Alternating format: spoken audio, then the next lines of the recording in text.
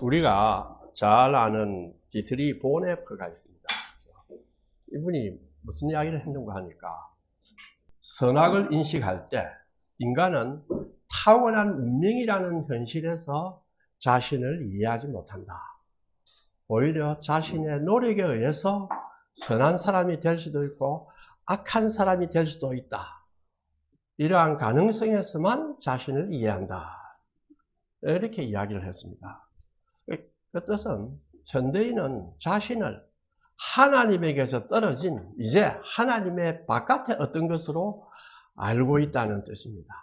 인간이 이제 오직 자신만을 알고 더 이상 하나님을 알지 못한다는 뜻이에요. 그러나 선악의 인식은 하나님으로부터 이탈입니다. 오직 하나님을 거역함으로써 인간은 선악을 인식할 수 있습니다. 이것이 인간의 타락으로 인한 존재라고 하는 것을 점점 깨닫지 못합니다. 그것을 점점 사라지게 하고 내가 선을 할 수 있고 내가 악을 다 할 수 있다. 이렇게 이야기를 합니다. 오늘 이사야 53장은 그렇지 않다. 우리의 죄를 위해서 주님이 어떤 고통을 당했는가 하는 것을 보여주고 있습니다. 구약은 신약과 달리 이스라엘의 역사가 나옵니다. 그리고 아주 고대 이야기들이 많이 나와서 우리가 읽기에는 어떨 때는 불편한 요소도 많습니다. 그래서 구약을 경시하는 학자들과 신자들도 꽤 있습니다. 히틀러는 유대인이 예수님을 십자가에 못 박은 집단이다.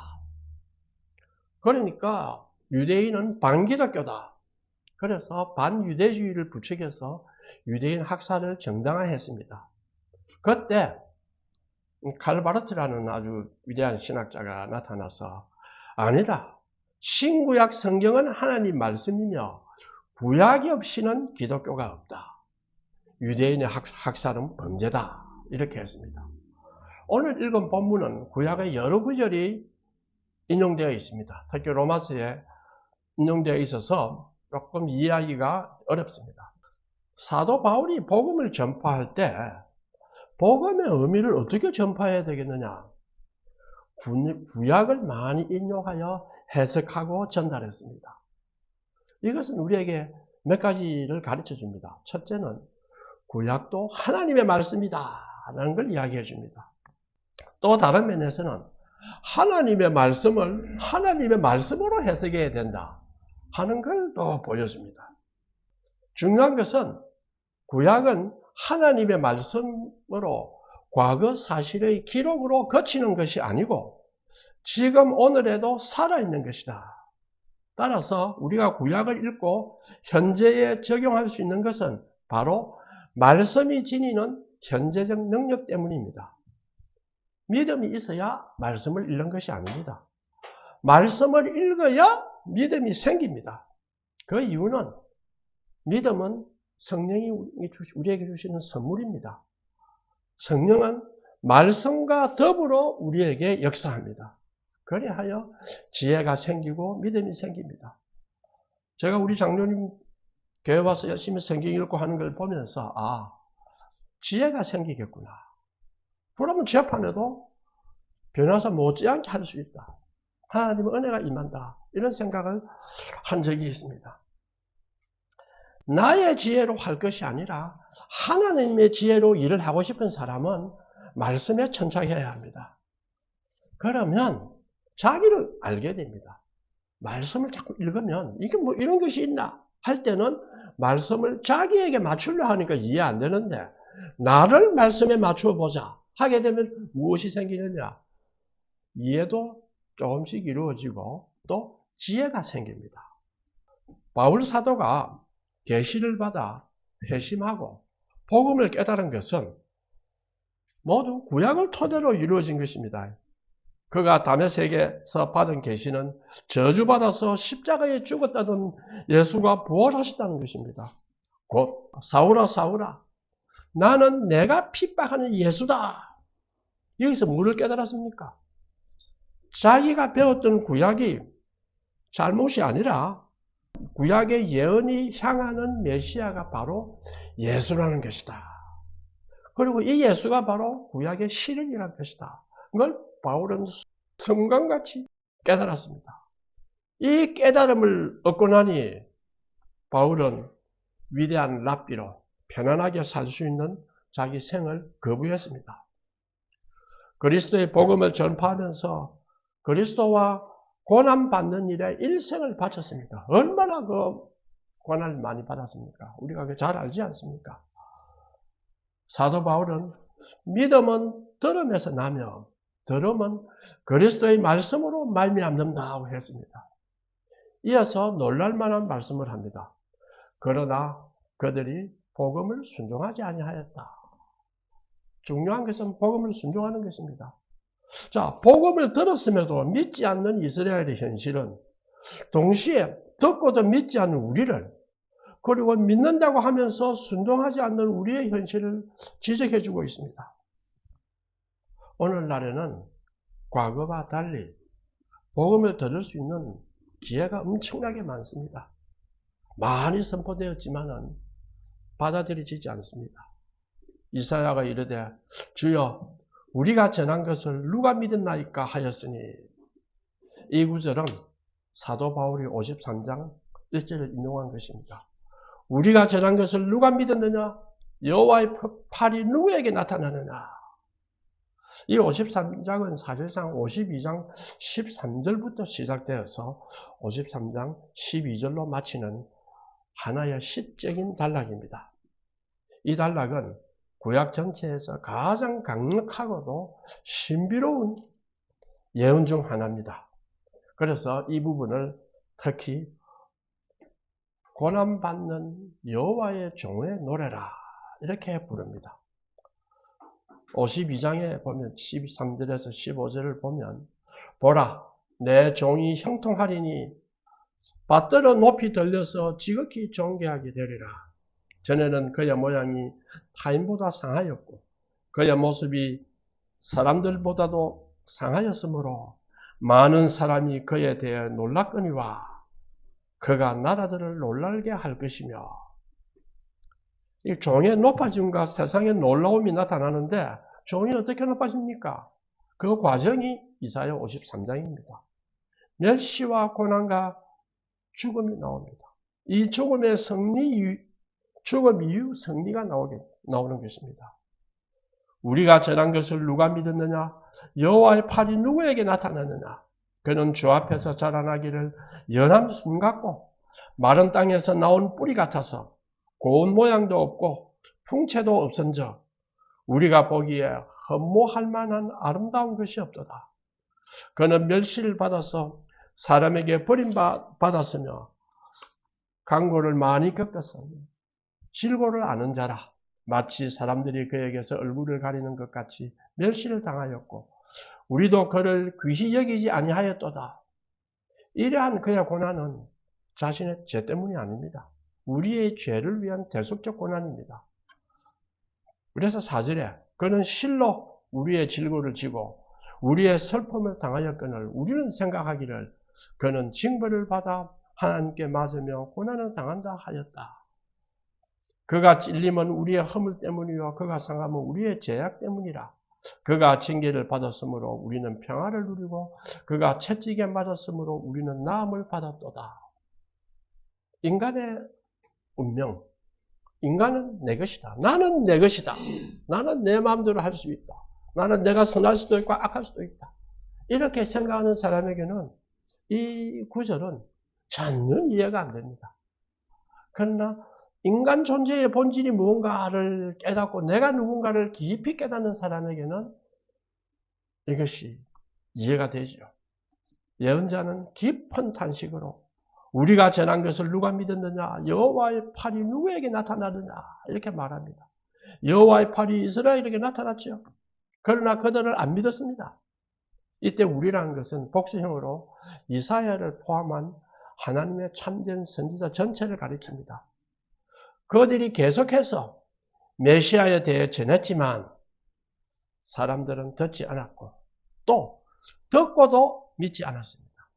이 말은 마치 우리는 최선을 다했는데도 도무지 믿는 자가 없다라는 탄식의 고백입니다.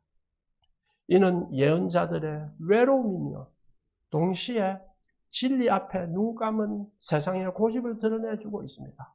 어쩌면 우리도 말씀을 열심히 전하려고 할 때 그런 외로움을 느끼죠. 해도 안 되구나. 그러나 실망할 필요는 없습니다. 어찌 보면 이는 하나님이 여러모로 우리를 돌보시고 손을 벌리는데도 외면하는 완고한 우리 자신을 지적하는 것일 수도 있습니다. 저도 요즘 자신을 자꾸 돌아봅니다.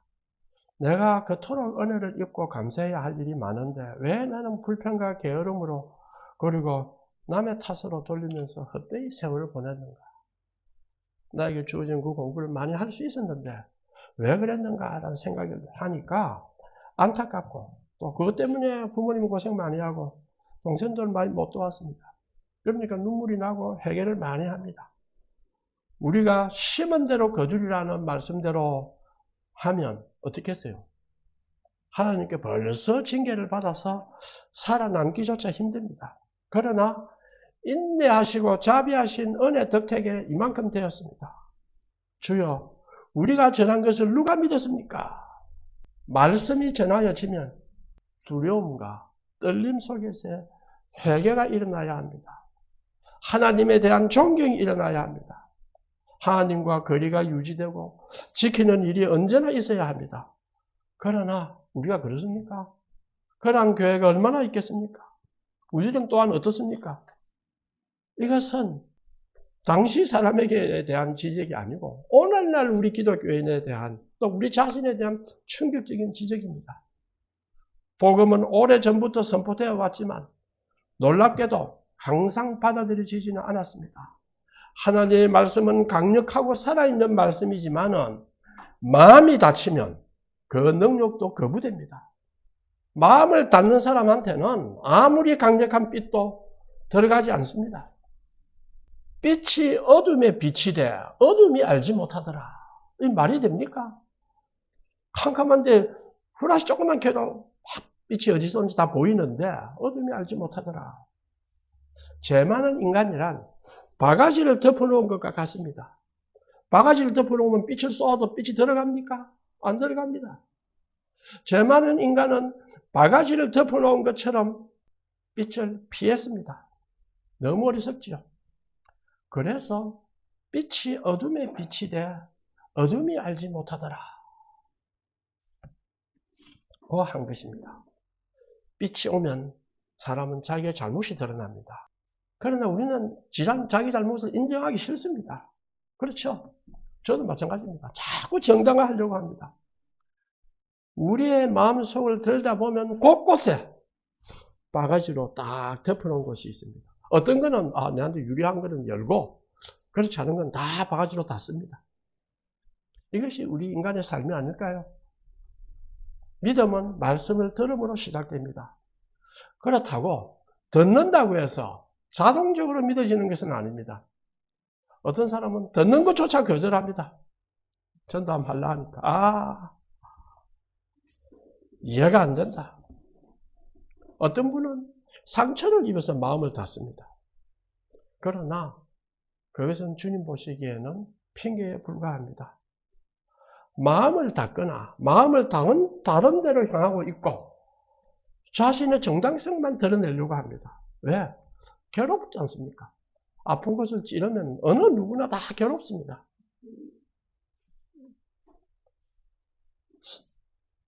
그러면 안 믿어지죠. 그러니까 더 안 믿어집니다. 성령님은 여러 형태로 그런 사람들에게 사인을 보냅니다. 전조 형상들이 있습니다. 그러나 그걸 무시합니다. 그럼 징계를 받게 됩니다. 16절에 복음을 순종치 아니하였다. 왜 순종치 아니하였습니까? 이사야 선지자는 누가 우리의 전하는 바를 믿었습니까? 안 믿으니까 뭡니까? 순종하지 않습니다. 근데 왜 안 믿지요? 하니까 듣지 못했습니까? 성경은 그렇지 않다. 들어도 안 믿는다. 이렇게 말했습니다. 18절에 그걸 이렇게 이야기합니다. 그들이 듣지 아니하였느냐? 그렇지 않다고 합니다. 소리가 온 땅으로 퍼졌고 그 말씀이 땅끝까지 이르렀다고 하십니다. 그러면 들었습니다. 들었으나 피하지요. 그래서 믿지 않습니다. 왜 들어도 안 믿느냐? 이해가 안 되니까 그래요. 하나님은 본래 우리에게는 전적 타자입니다. 그러니까 우리가 그건 불가해합니다. 우리가 다 이해할 수 없습니다. 욥의 고백에서 잘 나타나죠. 저도 공부해봐도 안다 아닙니까? 뭐 쓰려고 이래 하면 이해가 안 되거든요. 그런데 하나님이 어떻게 이해가 되겠습니까? 자, 중요한 것은 믿으려고 하니까 믿음에 뭐 해야 됩니까? 양심상 순종해야 됩니다. 순종하려 하니까 여러 가지 즐거움들 좀 피해야 됩니다. 그러니까 뭐라고 생각하겠습니까? 이게 손해본다 이거야. 예수 믿고 순종하려면 내 좀 손해보는 거 아닌가? 또 하나님을 인정하고 믿으려 하니까 먼저 뭐를 해야 됩니까? 회개를 해야 됩니다. 참된 회개는 자신을 하나님 앞에 내놓아야 됩니다. 그래서 골방에서 하라. 바깥에서 하지 마라. 바깥에서 부끄러워서 어떻게 합니까? 골방에서는 할 수 있죠. 자기의 자존심과 자신의 당당함이 다 무너집니다. 과거의 교만이 무너집니다. 많은 부, 학벌, 지식, 많은 재능, 하나님 앞에서 어떻게 됩니까? 이게 별거 아니구나 하고 무너질 수밖에 없습니다. 자, 그 다음에 또 자기 욕심도 버려야 합니다. 그런데 어떻게 믿겠어요? 야, 이게 믿는다가는 패가망신하겠다. 이런 생각하는 사람들이 있죠. 그러면 어떻게 믿겠습니까? 믿는 것은 겸손한 자에게는 조금 쉬운 일이지만은 자아가 강한 자에게는 매우 어려운 일입니다. 자기가 정당하다는 것을 주장하는 사람, 자기가 마음대로 살고 싶은 사람들은 들어 알면서도 안 믿습니다. 그래서 성경은 뭐라고 말하느냐? 어리석은 사람은 하나님을 마음에 두기 싫어한다. 이렇게 이야기합니다. 자, 유대인은 아브라함의 자손이고 선택된 백성이고 율법을 받았다는 뜻에서 하나님이 자기를 구원하실 것이라고 철석같이 믿습니다. 그 자부심도 대단합니다. 그래서 그 유대인이 저항하는 걸 보면요, 굉장합니다. 그 로마의 끝까지 저항해서 다 멸망 안 했습니다. 그 로마가 누굽니까? 전 세계를 다 통치한 그 강한 군대를 갖고 있는데 유대인은 그 몇 명입니까? 자부심 하나. 그렇죠. 아브라함의 자손이다, 우리는. 그 굉장한 자부심입니다. 옛날에 요한복음 할 때 조금 이야기했죠. 유대 나라에 들어오려 하면 왕의 상을 가진 게 가지고 들어오면 안 된다. 그걸 가지고 들어오면 다 일어납니다. 왜? 하나님을 형상을 만들어 사는 건 안 된다. 그런데 무슨 하나님도 아니고 무슨 상을 가지고 들어오는가. 그래서 성전에 바치는 화폐에는 시자의 상이 없습니다. 그 자부심 하나는 어마어마합니다. 제가 유대인들을 가만 생각할 때 어찌 보면 이것이 인간이 갖고 있는 독특한 형태의 본성의 전형적인 모습을 드러내주고 있구나 이렇게 생각합니다. 겸손하지 않으면 하나님 앞에 서기 힘듭니다. 제사장들, 귀족들, 거짓 선지자들, 유대인의 그 사람들은 그 자부심을 가지고 우리는 아브라함이 더 가깝다 이거야. 그렇죠? 왕과 제사장은 아브라함이 더 가까워요. 그러니까 이제 백성을 탄압할 수도 있죠. 또 내 따라오너라. 우리는 하나님과 더 가깝다. 목이 곧은 이 백성이 어떻게 회개하겠습니까? 회개는 하나님 앞에서 자신을 완전히 내놓아야 합니다. 그걸 내놓고 하나님이 나와 대화하자. 너희 죄가 진홍같이 붉을지라도 내가 다 용서한다. 그러나 나와 변론하자. 다 하나님 앞에 내놓아야 됩니다. 이런 유대인들에게 하나님이 하시는 방법이 무엇일까요? 징계였습니다. 유대인은 엄청난 고난을 당했습니다. 아수르에게 북이스라엘을 멸망하고 애굽에게 그리고 전국에는 바벨론에게 포로로 잡혀서 얼마나 고난을 당했습니까? 그들은 들어도 믿지 않는 자다. 그들의 소리가 온 땅에 퍼졌고 그들의 말씀이 땅끝까지 이르렀다. 이것은 단순히 바울의 시적인 창작이 아닙니다. 시편 19편을 인용한 것입니다. 하늘이 하나님의 영광을 선포하고 궁창이 그의 손으로 하신 일을 나타내는도다. 날은 날에게 말하고 밤은 밤에게 지식을 전하니 언어도 없고 말씀도 없으며 들리는 소리도 없으나 그의 소리가 온 땅에 통하고 그의 말씀이 세상 끝까지 이르도다. 이는 하늘이, 자연이 하나님의 영광을 선포하다는 말씀입니다. 자연을 통해서 또 하나님이 계시한다는 말씀입니다. 제 친구 중에 하나가 우리 동신 초등학교 동기예요. 산에 들어가서 옷을 피우고 취하는 친구입니다. 몰랐는데 나이가 들면서 내가 이래서는 안 되겠다. 산에 들어가서 완전히 꾸미고 있어요. 왜 꾸미느냐? 뭐 그렇게 하는 건 재미죠. 그러다가 살다가 죽는 거예요. 거기서 아주 자연을 즐거워하는 거예요. 음악하는 사람이 음악을 내가 즐거워하듯이 우리 삶에 있어서 아주 중요한 것을 즐겁게 생각하는 것은 아주 좋습니다. 즐거워하게 살아요. 무엇을 우리가 즐거워하면서 살겠습니까? 자기가 하고 있는 것을 즐거워해야 합니다. 무엇을 즐거워하면서 살겠습니까? 하나님이 주신 것과 하나님을 생각할 때에 참 즐거움이 나옵니다. 그래서 제가 그 친구한테 야, 네가 어떻게 사는지 내가 한번 가도 좋은데 구경 한번 시켜줄래 하니까 온나 2사람밖에는 안 된다. 더 이상은 안 된다. 우리 동창들 데리고 갈라 했다가 할 수 없이 이제 혼자 이제 가기로 그렇게 했습니다. 바울은 이방인들에게도 복음이 전해졌음을 강조합니다. 이스라엘은 복음을 못 들었다는 핑계를 댈 수도 없습니다. 자연을 통해서, 하늘의 영광을 통해서, 사람의 양심을 통해서 복음은 보편적으로 선포되고 있음을 말합니다. 귀를 안 기울입니다. 충분히 들려졌고 증거되었고 선포되었다고 합니다. 그러나 복음을 들었다고 해서 자동적으로 믿어지지는 않습니다. 믿음에는 지적 동의를 포함합니다. 그러나 믿음은 자신을 내려놓고 말씀에 내 자신을 한번 의탁해보자 라고 하는 이 결단에서 시작됩니다. 하나님을 어떻게 우리가 이해할 수 있습니까? 불가능합니다. 저도 믿음이 약할 때 하나님을 이해하고 싶었어요. 신학교 읽고 할 때는 읽을 때는 좋아요. 이해되는 것 같은데도 지나고 나면 의심의 구름이 찼죠. 끝까지 믿으려고 노력을 하면 하나님은 믿음을 주십니다. 제가 존경하는 교수님이 야, 김세 너는 과학도 하고 이런 했는데 그 어쩌고 믿는 거 보면 신통하다. 저한테 그렇게 이야기했어요. 하나님께서 나에게 은혜를 주시니 믿음이란 계속 말씀을 읽고 들을 때 나타나는 반응입니다. 이 믿음이란 순례의 길처럼 긴 여정이고 아주 넓은 영토입니다. 따라서 우리에게 수많은 장면이 우리를 기다리고 있습니다. 아, 나 이제 믿었다 하니까 아름다운 장면만 오는 것은 아닙니다. 우리 모두가 이제 믿음의 순례의 길을 떠났습니다. 그렇죠? 처음에는 기쁘고 좋은 일들이 나타났습니다. 또 좋은 친구도 보이고 믿는 사람 좋네. 그러나 성경은 뭐라고 합니까? 주님께서 직접 말씀하셨어요. 생명으로 인도하는 문은 좁고 협착하다. 그래서 태산을 넘어 험곡으로도 갈 수 있습니다. 쾌락의 유혹과 질투와 자만심이 우리를 붙잡습니다. 남과 비교해 보니까 내 이래 살아도 좀 더 잘 살고 싶다. 좀 더.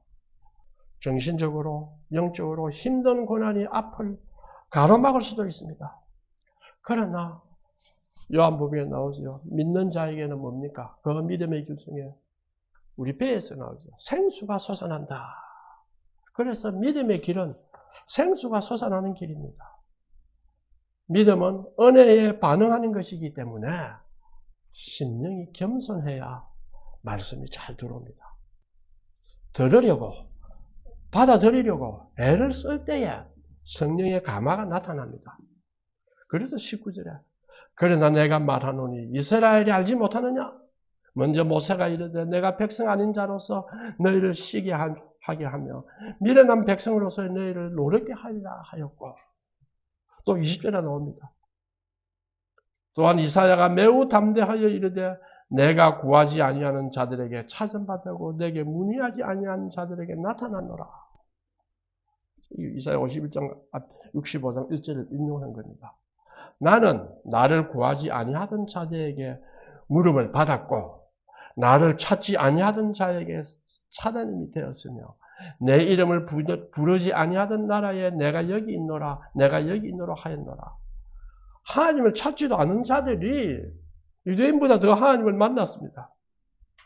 하나님을 늘 가까이 둔다고 생각한 사람들은 하나님을 거부했어요. 이들이 누구겠습니까? 유대인들 아닙니까? 또 유대인들이 멸시한 이방인들이 은혜를 받은 거죠. 이스라엘은 은혜를 많이 받았지만은 다윗과 솔로몬 시대에 번영했습니다. 자, 그렇게 되면 어떻게 됐습니까? 마음에 하나님 두기를 싫어했습니다. 그 이후에 막 급속도로 우상숭배와 범죄로 치달았습니다. 하나님을 마음에 두기 싫어할 때에는 일시적으로는 좋게 보일지 몰라도 그 결과는 그렇지 않습니다. 그러나 하나님은 오래 참는 분이십니다. 우리가 죄책이 있다. 죄책이란 우리가 할 수 있으나 하려고 하지 않을 때 생기는 겁니다. 우리가 할 수는 있지만 내가 안 할 때 죄책이 생기는 거죠.